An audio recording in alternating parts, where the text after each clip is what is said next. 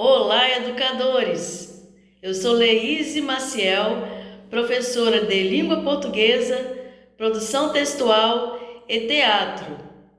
Hoje eu trouxe algumas reflexões acerca de dois temas que eu acho cruciais: o letramento e a pedagogia do afeto. Espero que todos gostem e que tragam mais experiências também, que a gente possa trocar bastantes dicas, bastantes jeitos de ensinar, jeitos de aprender, que isso possa frutificar. É isso que eu trago, reflexões.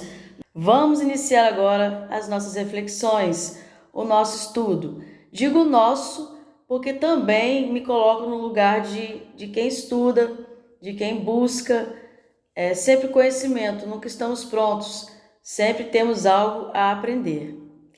Letramento e pedagogia do afeto. Podemos ver aqui uma professora, uma educadora com seus alunos, temos diversos suportes de aprendizagem e como fazer com que essa prática do letramento aconteça nos dias de hoje. Que práticas realmente podemos fazer para que o nosso aluno seja de fato um aluno letrado, um cidadão consciente, um cidadão crítico? Que suportes nós devemos utilizar? Que métodos utilizar? E de que forma nós podemos afetar nossos alunos? No primeiro encontro nós teremos teorias e dicas sobre os temas propostos. No segundo encontro nós teremos mais um pouco de teorias e sugestões. E no terceiro encontro nós teremos os temas na prática, com práticas minhas de sala de aula e entrevistas a algumas educadoras ou educadores. Espero que seja bastante produtivo para todos nós. Conhecendo o grupo, gostaria de saber aí no chat do YouTube qual o seu nome, qual a escola onde você leciona, com qual ano de escolaridade você trabalha e o que é letramento para você. E mais uma pergunta: como podemos afetar nossos alunos? Mas afetar no sentido positivo da palavra. Fazendo aqui uma tempestade cerebral, letramento, esse mapa mental aí, bem pequeno, mas bastante profícuo e de suma importância para nós educadores. O letramento tem sua base aqui na leitura. Essa leitura passa pela compreensão, muito mais do que decodificação. A gente poderia adentrar também na questão da alfabetização, mas nós vamos avançar um pouco além disso, porque o nosso foco é o segundo segmento. Porém, podemos também gerar algumas discussões acerca desse tema também. Caso vocês queiram, podemos também tratar no próximo encontro também da questão da alfabetização. E aí a leitura como leitura, visão crítica, leitura, questionamentos, leitura de mundo. A leitura que o aluno tem de si mesmo, a leitura que o aluno traz na sua bagagem cultural. Letramento enquanto uso, letramento enquanto comunicação. Estar letrado é estar em dia com a sua comunicação.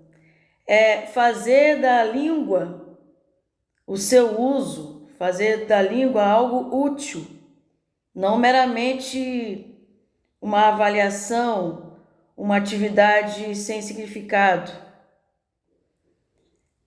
Ainda bem que hoje nós temos livros, que trazem à tona esse tipo de visão. Os PCNs vieram para isso, Depois veio a BNCC, que traz como objetivo maior, né, ao meu ver, esse letramento. E abaixo nós já vimos aqui o uso e a comunicação, e aqui nós temos a compreensão. Ler, como eu já disse, muito mais do que decodificar, é compreender as linhas e as entrelinhas. E, fechando aqui esse mapa mental, os desafios. Desafios tanto para o educando, quanto para nós, educadores. Que desafios nós temos hoje, neste século, para que o letramento aconteça? Esse letramento no seu mais amplo sentido. Muitos desafios, não é fácil.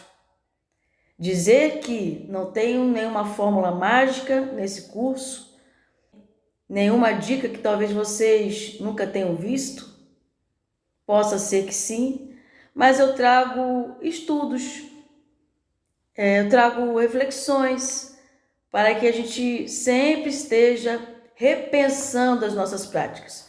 Eu digo isso, também faço esse exercício de olhar para mim, de olhar para a minha prática, para saber, na verdade, se estou no caminho certo. Isso não quer dizer tempos de serviço, não.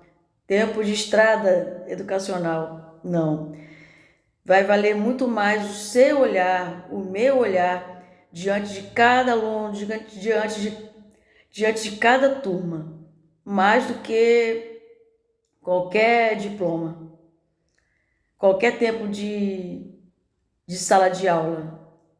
Então, eu trago aqui pontos de reflexão. Seguindo, letramento. O letramento vai além da habilidade de ler e escrever.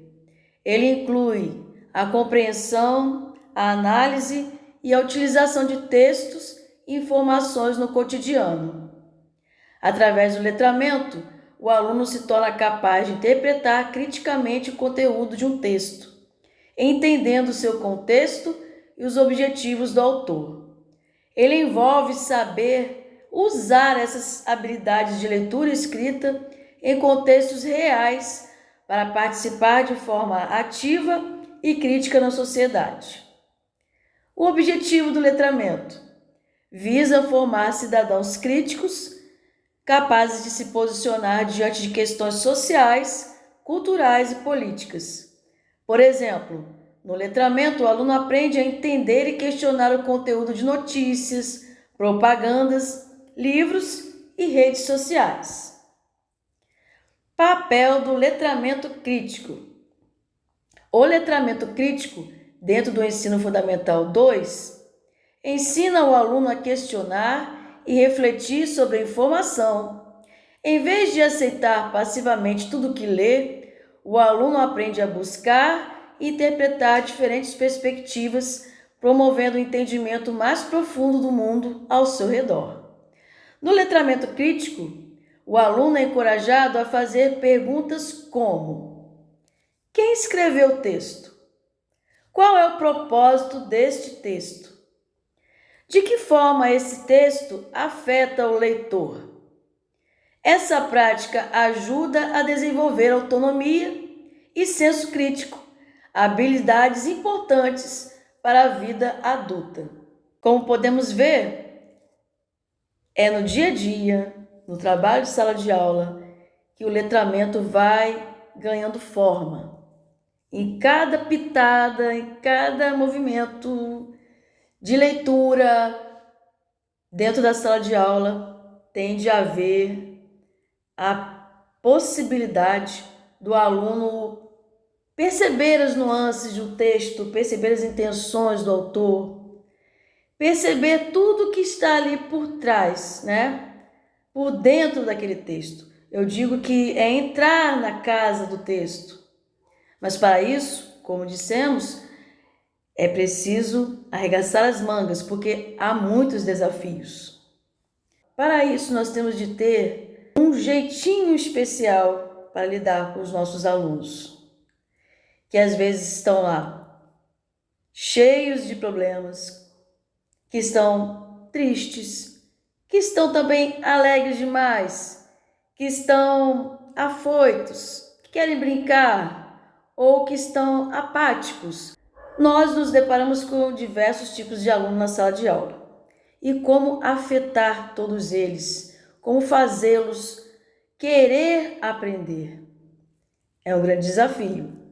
Para isso, nós vamos entender um pouco mais sobre a pedagogia do afeto e seu papel na educação, porque letramento e pedagogia do afeto estão intrinsecamente ligadas, ao meu ver. Pedagogia do afeto e seu papel na educação. A pedagogia do afeto é uma abordagem educacional que enfatiza a importância do ambiente emocional e das relações afetivas no processo de aprendizagem. Esse conceito é essencial no ensino fundamental 2, pois os alunos estão em uma fase de transformações emocionais e sociais intensas. Mudanças hormonais, sentimentos, buscas, mudanças do corpo e todas as mudanças que existem nessa fase. Aspectos fundamentais da pedagogia do afeto: empatia e escuta ativa. O professor atua como facilitador que ouve, compreende e apoia os alunos, criando um espaço onde eles se sentem seguros para se expressar. Vínculo positivo com o conhecimento. O ambiente afetuoso gera uma conexão mais forte do aluno com o conteúdo, pois ele sente que seu desenvolvimento é respeitado. Apoio emocional. Reconhecendo que cada aluno tem suas próprias emoções e vivências, o professor oferece apoio e estratégias para o desenvolvimento emocional e social. Por que a pedagogia do afeto é importante? Estudos sugerem que o ambiente de aprendizagem emocionalmente acolhedor aumenta o engajamento dos alunos, melhora a autoconfiança e reduz a ansiedade. Em contextos afetivos, o aluno se sente respeitado e valorizado, o que promove sua participação ativa e desejo de aprender. Sobre a pedagogia do afeto, no último encontro que nós teremos, eu vou colocar algumas práticas de sala de aula que eu utilizo. Mas já falando um pouco sobre isso, eu digo que desde o início, no primeiro dia de aula, a gente tem que afetar o nosso aluno. Dizem que a primeira impressão é que fica. É no primeiro dia de aula que ele vai olhar no seu olho e você vai olhar no olho dele. E eu costumo utilizar muitas dinâmicas de entrosamento, dinâmicas afetivas, dinâmicas que trazem o aluno para você. Todos serão afetados naquele dia? Talvez não. Mas com o tempo a gente consegue, porque o nosso aluno ele está carente de cuidado, carente de afeto, carente de uma palavra, de um olhar, de uma escuta. Seguindo, como os dois temas se interligam. Integração entre letramento e pedagogia do afeto. No ensino fundamental 2, essa integração ocorre de forma que o letramento e o desenvolvimento emocional caminhem juntos. Os alunos são expostos a textos e atividades que refletem sobre temas sociais e emocionais, promovendo uma leitura não apenas racional, mas também e principalmente afetiva. A pedagogia do afeto apoia o letramento ao considerar os interesses e necessidades emocionais dos alunos, proporcionando atividades como leitura colaborativa de temas emocionais e sociais, trabalhar com temas como amizade, autoestima e diversidade através de leituras orientadas, o que ajuda a contextualizar o conhecimento de forma sensível e afetiva. Debates e reflexões em grupo. O professor não é o único detentor, na verdade, ele não é o detentor de todo conhecimento. Nós, educadores, não estamos num patamar de superioridade. Na pedagogia do afeto, nós temos de estar junto dos alunos e não acima dos alunos. A hierarquia continua, os conceitos continuam, mas a questão do estar ao lado, a questão do orientar, é que vão estar presentes nesse tipo de prática. Então, os debates e reflexões em grupo, nós vamos proporcionar um espaço onde os alunos possam compartilhar suas visões e sentimentos, valorizando a escuta e o respeito mútuo. Claro que vai acontecer muita polêmica, muita discussão, mas é o nosso chão de sala de aula, é rico de emoções, é ali que nós trabalhamos os valores.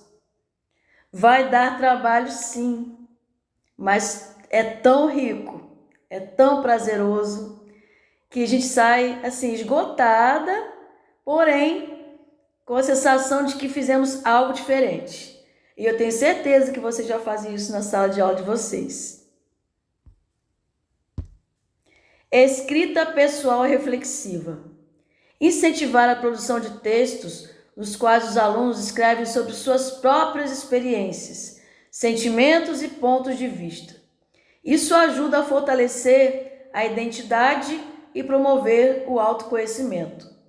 Talvez seja na escola o único lugar onde o seu aluno é ouvido, onde o seu aluno expõe a sua própria opinião e é aceita. Talvez é o único lugar que ele possa ser ouvido.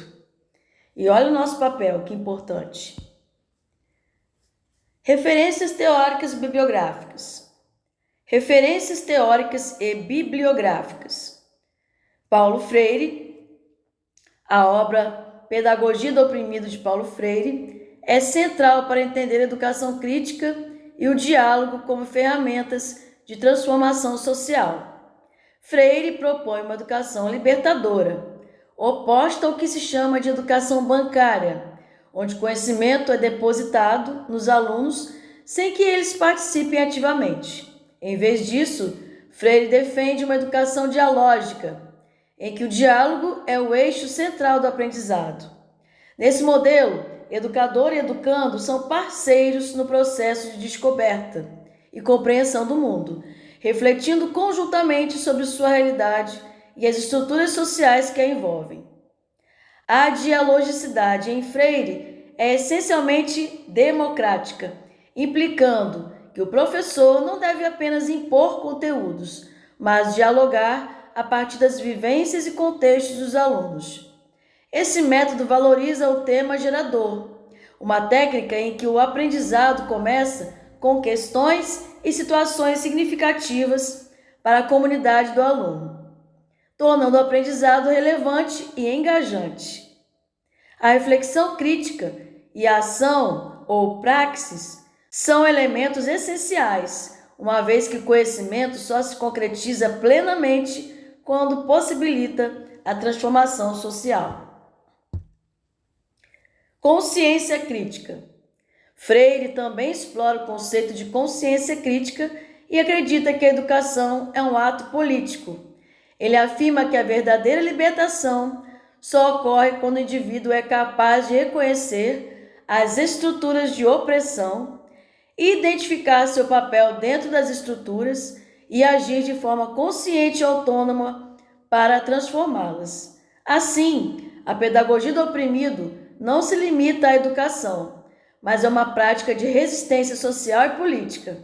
A obra tem sido muito estudada e é frequentemente discutida por teóricos como Henri Giroux, que destacam sua relevância para a promoção de uma cultura democrática, especialmente em contextos de opressão e desigualdade contemporâneos.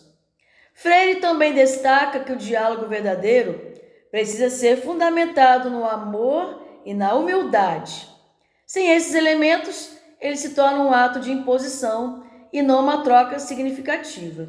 Segundo Freire, o diálogo não é uma técnica, mas é uma maneira de ser, um meio de humanizar as relações e fortalecer o respeito mútuo, criando um ambiente onde os alunos se sintam à vontade para questionar e desenvolver seu pensamento crítico.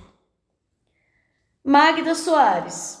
Magda Soares, em sua obra Letramento, um tema em 3 gêneros, aborda o conceito de letramento de maneira profunda, detalhando como ele difere da alfabetização e envolve a utilização social da leitura e da escrita no cotidiano.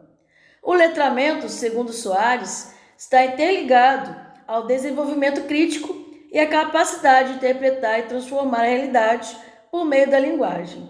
Para Soares, o letramento não é um processo linear e envolve o contexto em que o indivíduo está inserido, a cultura, as práticas sociais e as trocas interpessoais que ocorrem na sociedade. Aprofundamentos no conceito de letramento em Magda Soares. Letramento e interação social. Soares enfatiza que o letramento é construído por meio da interação com o outro e das práticas culturais de leitura e escrita que cada comunidade desenvolve. Assim, o letramento vai além do conhecimento técnico das letras e palavras, envolvendo o entendimento do uso da linguagem como ferramenta de interação social e cidadania. Para Soares, os indivíduos se tornam letrados quando começam a compreender e a utilizar textos em contextos reais, seja para resolver problemas, tomar decisões ou comunicar-se de forma eficaz. Gêneros de letramento. A autora explora a ideia de gêneros de letramento, dividindo o letramento em 3 categorias principais. O letramento familiar, que se desenvolve no ambiente doméstico e envolve práticas de leitura e escrita do cotidiano. O letramento escolar, que é formal e promovido nas escolas, geralmente com foco em normas e gramática. E o letramento social, que ocorre nas interações e práticas culturais da sociedade, como ler jornais, interagir em redes sociais e entender instruções em ambientes públicos. Essas categorias ajudam a ilustrar a amplitude do letramento e a necessidade de abordá-lo como um processo contínuo, diversificado e adaptado ao contexto de cada aluno. A conexão entre letramento e consciência crítica. Assim como Paulo Freire, Soares considera o letramento uma ferramenta de empoderamento, onde os indivíduos desenvolvem a capacidade de ler o mundo. Ao relacionar o letramento com a consciência crítica, ela aponta que é por meio do letramento que o indivíduo questiona e compreende as estruturas sociais ao seu redor, desenvolvendo habilidades de intervir nessas estruturas. Para Soares, essa capacidade de análise crítica é fundamental para a cidadania e autonomia. Dicas práticas para a sala de aula. Criação de um ambiente de leitura variado e incluso. Incluir diferentes tipos de textos na sala de aula, como jornais, revistas, histórias e quadrinhos, ajuda a expandir a visão dos alunos sobre o uso da leitura no cotidiano. Incentivar os alunos a explorar e comentar esses materiais é uma forma de trabalhar o letramento social e torná-los conscientes das informações que encontram no dia a dia. Atividade com gêneros textuais reais. Propor atividades que envolvam gêneros textuais usados na vida real, como a escrita de e-mails, produção de resenhas de filmes ou de livros, criação de relatórios, ensina os alunos a escreverem com propósito e contexto. Essas atividades fazem com que vejam a escrita não apenas como uma tarefa escolar, mas como uma ferramenta prática e útil. Debates e reflexões sobre temas atuais. Utilizar notícias e acontecimentos recentes para discutir e produzir textos críticos ajuda os alunos a entenderem o valor do letramento crítico. Esses debates promovem a conscientização sobre questões sociais e culturais, ao mesmo tempo em que permitem que os alunos pratiquem a leitura crítica e a expressão argumentativa. 4. Projetos de pesquisa sobre a comunidade. Projetos de pesquisa que envolvam explorar a própria comunidade, como entrevistar membros locais ou coletar informações sobre serviços públicos, ajudam a contextualizar o letramento. Os alunos podem transformar as informações em textos descritivos ou reportagens, experimentando o letramento como uma forma de se conectar e contribuir para a sociedade. Incentivo ao diário de letramento.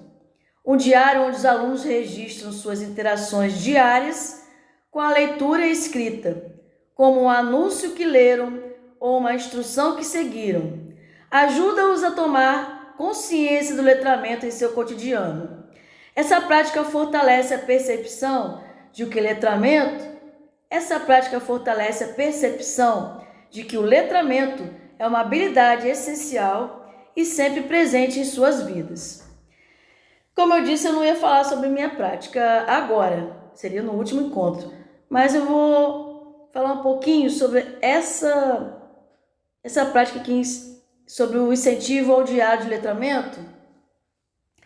Eu propus, numa escola que eu trabalho, que é o José Rosendo, pedi à diretora que doasse alguns cadernos para as turmas. E aí nós fizemos o caderno de gêneros.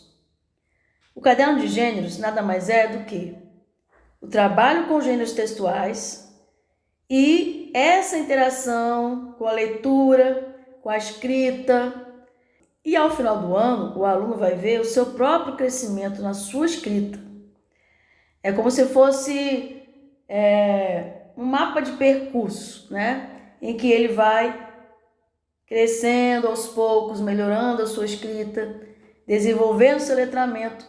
É uma coisa simples, um pequeno caderno em que se trabalha gêneros textuais e cada gênero textual a gente sabe que tem um objetivo, né? Tem uma finalidade. E a gente vai trabalhando isso sempre que possível, pelo menos uma vez na semana, nós trabalhamos essa prática. Mas depois eu vou mostrar com fotos, tá? E como ficou esse caderninho lá dos gêneros.